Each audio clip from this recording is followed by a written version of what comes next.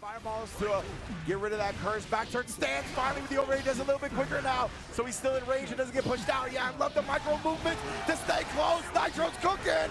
Oh, and after the hop, that's an opportunity. Yeah. This goddamn gorilla is still running GuiltyGearStrive. Whitefang has been in the roster of the game since launch, and it's been pretty clear that he's always been a high to top tier character. With multiple tournament wins throughout the years that we've had, it's pretty clear, without a doubt, he has a top tier that does well and is very viable in tournaments. Despite the fact he's been a top tier for ages, nobody really talks about him like the way they do with Happy Chaos or going to Mass Hysteria like they did with Potemkin when he was a top tier. I understand the Happy Chaos, but the people getting tilted Potemkin to be in a top tier when there was only really one a tournament is genuinely confusing to me. You can tell I'm tilted by this video. You can tell. But this fella is still running the tournament scene of Guilty Gear 2.0. We had the Leo Whitefang win Combo Breaker, a fantastic player being Nitro. You'll all know him for sure. Nitro's known to play other characters like Geo and Jacko, but for this tournament scene he's been playing Leo Whitefang, and it shows it's a clever play. He's pretty good in the tournaments. And Leo Whitefang also gets good tournament results in online as well. You'll consistently see him in TNS top 8s, and when it came to the last Paragon Online, it was won by Gay Sex Legend. Now let's start the discussion of today's video of why he is so strong in this patch. I think one thing you need to mention before anything else is that he probably still has the best defense in the game. Having 5P, which is super active, allows for good mash outs, so you can approach, escape, whatever. It's active, so it's always going to be there. His 2K is pretty good for catching people walking back if they want to respect the flash kick, so he's got a good low for checking the walkbacks. He's got an invulnerable super which does decent damage, but the screen carry on it is by far the best thing, as you can get a wall break from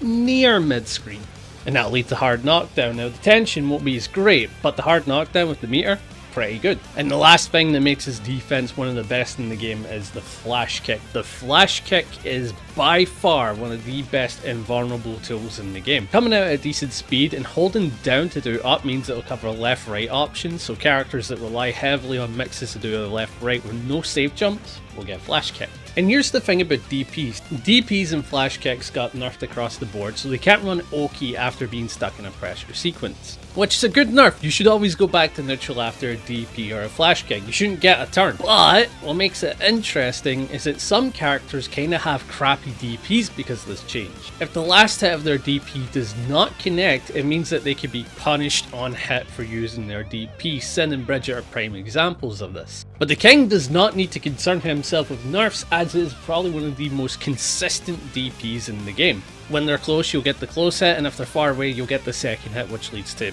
basically pushing them back. So he has a very good DP and will not come across the issue that the other characters in the roster will. So you get it, his defense is fantastic, he's one of the best without a doubt. And you've got his neutral, and this really adds to it. He has pretty good pokes. They're not fantastic, like you'll lose to some characters on round start for example, but the space that they can test at the startup frames that they have are pretty good.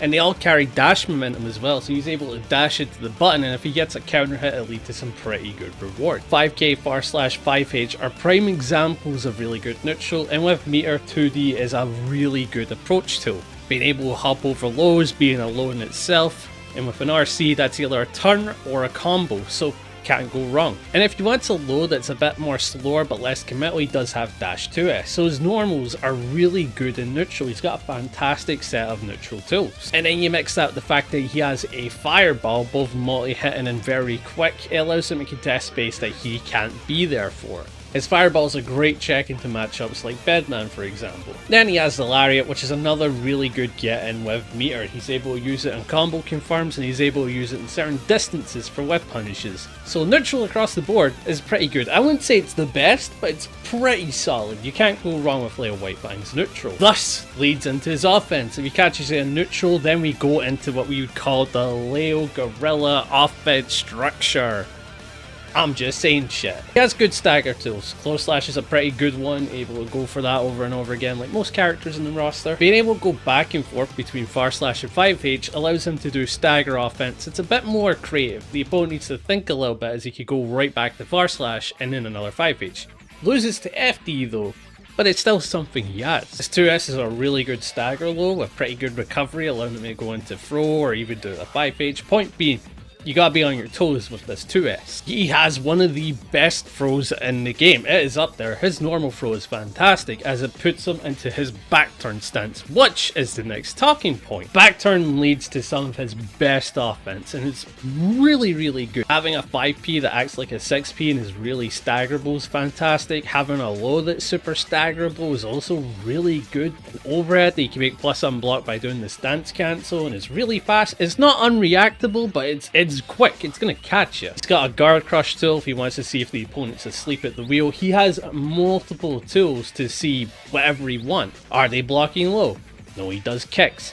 Are they blocking overhead? No, he does the overhead. Are they just sitting there and blocking, as in they're not doing anything else like fuzzy jumping? He's got the command grab if he's funny enough, and the guard crush. And he can cancel his stance to do normal offense, but for throw, for example, or close slash staggers, you get the point. You aren't really safe in Leo's offense when he's in back turn. Mix out the fact that he still has access to his special, so if he puts himself in minus, he could be funny and do a flash kick, or he could do a fireball after any of his normals to go back to a neutral state if he doesn't like where he's at. Not to mention one of the best fireball supers in the game. This is really quick, really good, and plus on block, making it a good ender, and if he made a mistake, oh well, it doesn't matter, he's plus. And if he's against a character with a fireball, or he thinks someone's going to mash on him, he does also have a parry, so if he wants to make that call, he can. And finally, he has the jump. It's super niche, and definitely a bad move, but Nitro and all the other Leo Whitefangs are still using it as if it's usable, so I don't think it's a bad move. So back turn's good.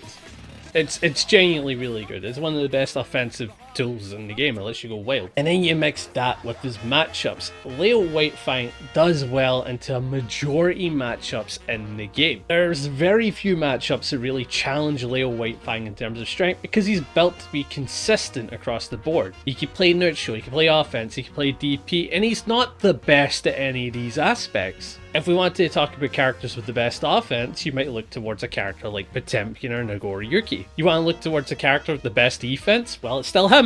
I was wrong on that front, but fair enough, it's defense. If you want to look to characters with the best neutral, it's definitely Axel Low this patch. You get what I mean though? He's not the best at everything besides defense. That's why he does pretty well into most matchups. But here's the thing, despite all these fantastic positives, there are a couple of negatives that can hold a Leo back in a tournament. Not saying that he will get held back, but could hold him back. Characters that are good at zoning are great at dealing with Leo Whitefang. Despite the fact he's designed like a Gale character, so he's got pretty good fireballs and a flash kick for example, he cannot deal with zoning. If Axel gets started, Leo Whitefang has to play into his game, and because his flash kick is built for offense, so it's up close, Axel never really needs to deal with the flash kick. And it makes his best approach in the matchup when it comes to neutral being dash blocking, and the problem with that, Leo's dash block is one of the slowest in the game, so he doesn't get far. So against Axel, this is without a doubt his worst matchup, but he doesn't really lose to a character that bad. It's just it's pretty rough for the majority of the matchup. The other thing he can also lose to is characters that can out-poke him.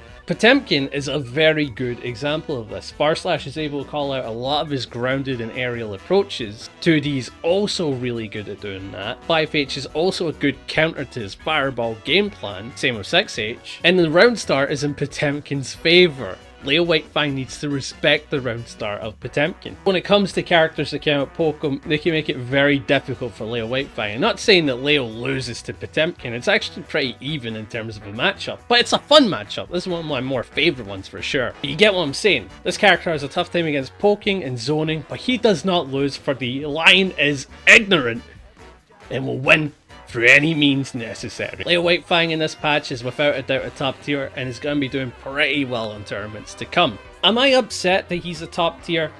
Not really. Fundamentally though, I do think any top tier is a problem. There's no such thing as a healthy top tier in my mind. People will try to convince you a Shoto being a healthy top tier is healthy, but it really isn't. It just means that you can't play neutral against them, which doesn't sound like a problem until you realise, oh, that technically means I'm not playing the game in the poking aspect of the game. The Leo Whitefang is more of a rushdown, I would say. But if you guys enjoyed, be sure to like, hype, sub, and tell me why you think Leo Whitefang's busted, and who else do you think is busted in this patch? Nagoriyuki, in my mind, is definitely going to get a video talking about how good he is for sure. Maybe one on Potemkin, but I've yapped about him a lot, so I don't know. But that's it from me, and I'll catch you in the next one.